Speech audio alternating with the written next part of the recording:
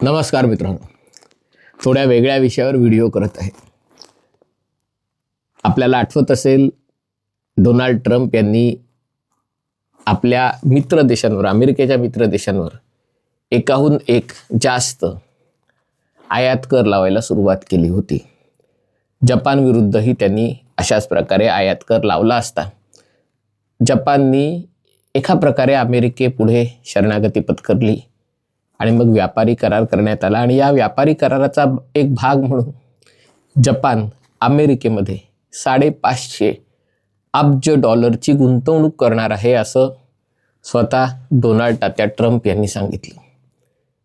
यातली किती गुंतवणूक झालेली आहे याची मला काही कल्पना नाही, पण या वर्षामध्ये जपाननी भारतात मात्र दणदणीत गुंतवणूक केलेली आहे.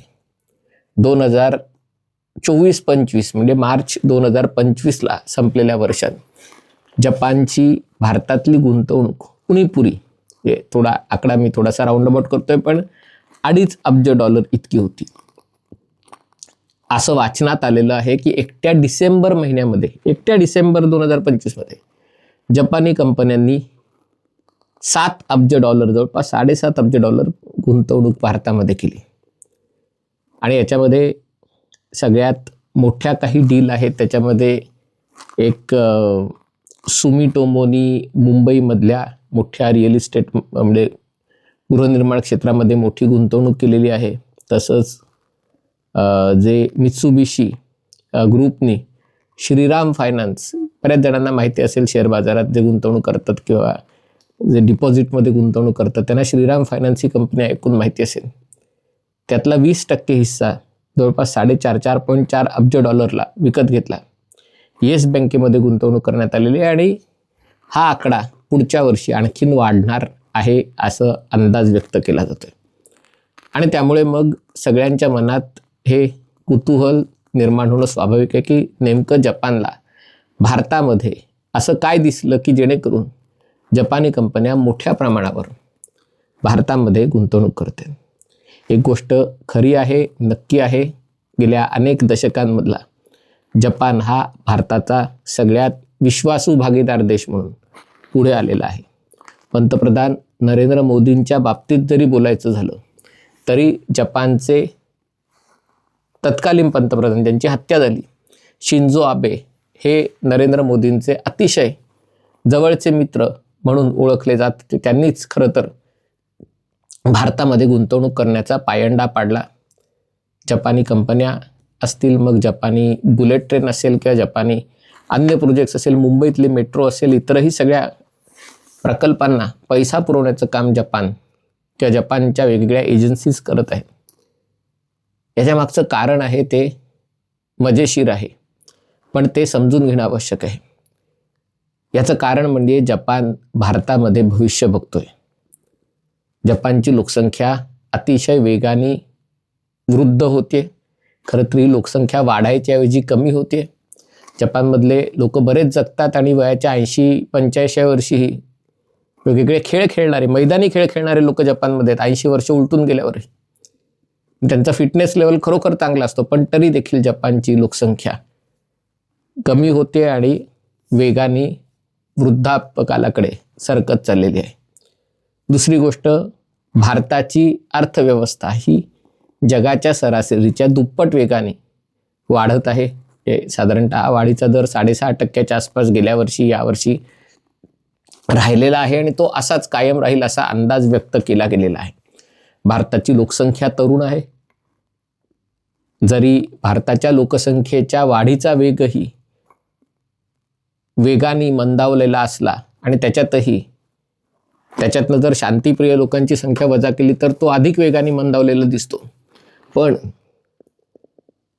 तरी देखील भारतामध्ये तरुणांची संख्या मोठी आहे. भारतात जवळपास 150 कोटी लोकसंख्या आहे आणि त्यामुळे भारत स्वतःही पायावर उभा राहू शकतो.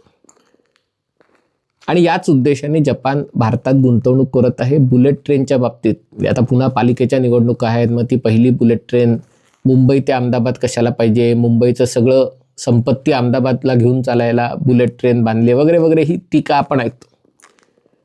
पण एका प्रकारे जपानची ही एक स्ट्रॅटेजिक रणनीती, व्यूहनीतिमान गुंतवणूक आहे. आजच मी सकाळी एक व्हिडिओ बघत होतो, त्यात दाखवलं कशा प्रकारे जपान आणि चीन यांच्या बुलेट ट्रेनची त्याच्यात स्पर्धा केली होती. जपानच्या संपूर्ण बुलेट ट्रेन नेटवर्कची लांबी 3,500 किलोमीटरच्या आसपास असावी. चीननी 45,000 किलोमीटर बुलेट ट्रेन बांधलेली. तर चीनकडे स्वतःची रेल्वे नव्हती, अतिशय धीम्या गतीने चालणारी रेल्वे त्यांची होती. आणि त्यांनी बुलेट ट्रेनचं तंत्रज्ञान जपानकडून, फ्रान्सकडनं आत्मसात केलं, म्हणजे घेतलं, मग ते आत्मसात केलं. आणि त्याच्या जेवावर चीननी बुलेट ट्रेन बांधायची शर्यत लावली. आणि चीन आज, ठीक आहे, चीनचा आकारही मोठा आहे, पण 25,000 किलोमीटर चीनचा बुलेट ट्रेन आणि जपानची 3,500 किलोमीटरची बुलेट ट्रेन आहे. पण असं असलं तरी जपानची बुलेट ट्रेन फायद्यात चालले. चीनची बुलेट ट्रेन आहे फक्त 6%. बीजिंग, शांघाय आणि इतर 1-2 मार्ग सोडले तर बाकी सगळी बुलेट ट्रेन चीनची तोट्यात आहे. त्यांच्या डोक्यावर कर्ज वाढलेलं आहे. ज्या देशांना चीननी बुलेट ट्रेन बांधायला मदत केली त्या देशांवर कर्जाचा बोजा झाला आहे. अनेक रेल्वे स्टेशन त्यांनी बंद केलेली आहेत, कारण माणसंच नाहीत. आणि त्यामुळे जपानचं मॉडेल हे अधिक सस्टेनेबल मॉडेल, चिरस्थायी मॉडेल वगैरे म्हणतात, तसं समोर आलेलं आहे. आणि त्या बाबतीत जपाननी भारतातही त्याच पद्धतीने बुलेट ट्रेनमध्ये गुंतवणूक केलेली आहे. मुंबई अहमदाबाद हा पहिला मार्ग निवडला, कारण देशातला सगळ्यात जास्त वर्दळीचा हा मार्ग आहे. आणि तिथे जर बुलेट ट्रेनचा पर्याय झाला, आणि जास्त वर्दळीचा म्हणजे पैसेवाल्यांच्या वर्दळीचा मार्ग आहे. म्हणजे इतरही मार्ग आहेत की याच्यावर खूप लोक प्रवास करतात. कदाचित दिल्ली पटना, दिल्ली गोरखपूर, हा जो सगळा वाराणसी हा जो मार्ग आहे त्याच्यावरही खूप लोक प्रवास करतात. पण बुलेट ट्रेनचं तिकीट परवडणारे लोक हे मुंबई, अहमदाबाद, दिल्ली, पुणे, बेंगळुरू, हैदराबाद. आणि हा बुलेट ट्रेन प्रकल्प 2028-29 साली कार्यान्वित होईल, तोपर्यंत भारतात इतर बुलेट ट्रेनच्या प्रकल्पांची कामं सुरुवात झाली असतील. आणि भारतालाही 500 किलोमीटर नाही तर किमान 5-6 हजार किलोमीटर बुलेट ट्रेन 2030 पर्यंत बांधणं, तर भारत या क्षेत्रामध्ये काहीतरी करू शकेल. पण त्याच्यातनं भारतही या सगळ्या तंत्रज्ञानात पुढे जाणार आहे. आणि त्यामुळे जपानने एकीकडे बुलेट ट्रेनचं तंत्रज्ञान आहे, जिथे इंडस्ट्रियल कॉरिडॉर आहे, त्याच्यात जपाननी गुंतवणूक करते. आणि हे करताना जपानला अनेकदा खूप फ्रस्ट्रेटिंग अनुभव आलेला आहे, खास करून UPA सरकारच्या काळात किंवा अगदी मोदी सरकारच्या काळातही, ज्या बुद्धीनी, म्हणजे बालबुद्धीनी बुलेट ट्रेन प्रकल्पाचा विरोध करायचा प्रयत्न केला. जेव्हा पैसा लागलेला असतो तेव्हा अशा गोष्टींसाठी विरोध करणं, की आम्हाला बुलेट ट्रेन नको, आम्हाला रिक्षा चालवायची तर चालवा ना मुंबईत, जिथे चालवायची तिथे. बुलेट ट्रेन प्रकल्पाला विरोध केला गेला. त्याच्यामुळे आर्थिक नुकसान, बुलेट ट्रेन प्रकल्पाचा खर्च $15 अब्ज, $17 अब्ज वगैरे वाढलेला आहे. पण तरी देखील जपाननी भारतावर विश्वास दाखवला आणि त्याला आता फळ मिळताना दिसत आहे.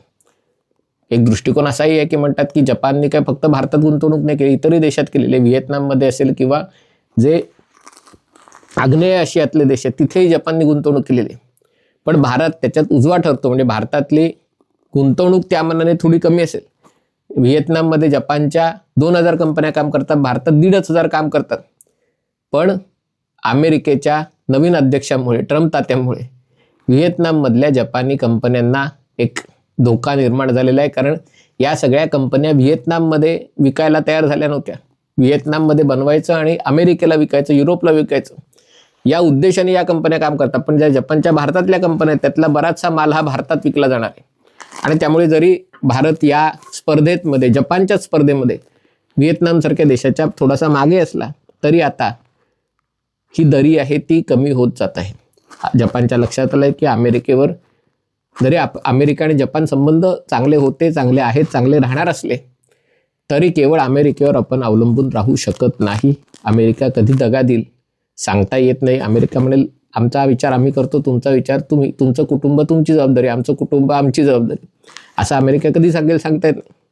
आणि त्यामुळे जपान या हिंद प्रशांत क्षेत्रात स्वतःच्या स्तरावरही मित्रदेश, त्यांच्याशी मैत्री, त्यांच्याशी संबंध अधिक मजबूत करण्याचा प्रयत्न करत आहे. जपानच्या बँकांमध्ये व्याजाचा दर उणे असतो असं म्हणतात. कधी कधी तुम्ही बँकेत पैसे ठेवले तर बँक व्याज द्यायच्याऐवजी तुम्हालाच बँकेला पैसे द्यावे लागतात.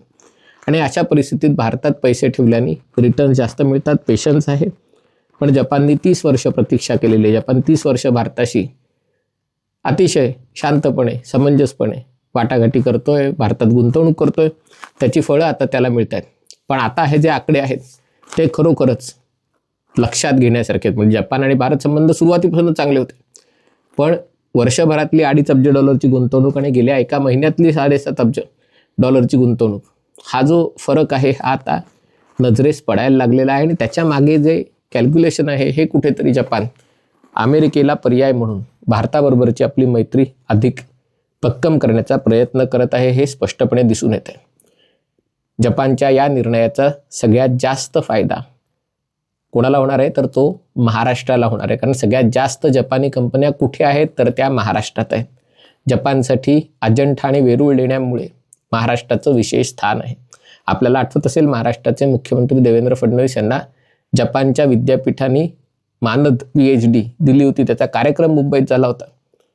जसं जपानच्या सरकारचे, जपानच्या पंतप्रधानांचे नरेंद्र मोदींबरोबर अतिशय घनिष्ठ संबंध आहेत, तसेच ते संबंध आता देवेंद्र फडणवीसांशीही निर्माण होत आहेत. कुठेतरी जपानचा या स्थानिक स्वराज्य संस्थांच्या निवडणुकीशीही संबंध का आहे तर या स्थानिक स्वराज्य संस्थांच्या निवडणुकांमध्ये काय निकाल लागतात आणि तिथे भाजपाचं कसं स्थान, म्हणजे कशा प्रकारे पोझिशन भाजपची राहते, त्याच्यावर महाराष्ट्राचे आणि जपानचे संबंधही अवलंबून असणार आहेत. कारण ज्यांना उठा दुपारी घ्या सुपारी पाडा सगळ्यामध्ये खोडा घाला ही ज्यांची राजकीय सवय असते, चारित्र्य असतं, त्यांचा अडथळ्याशिवाय काही होऊ शकत नाही. या ज्या बातम्या आत्ता येत आहेत त्या कुठेतरी अशासाठी येत आहेत की जे आपल्याला 16 जानेवारीला दिसणार आहे ते कदाचित जपानला यापूर्वीच दिसलेलं आहे. हा व्हिडिओ आपल्याला आवडला असेल तर कृपया लाईक करा, शेअर करा आणि हे चॅनल सबस्क्राईब करण्याची विनंती आहे. तुर्तास इथेच थांबतो. पाहत रहा MH40.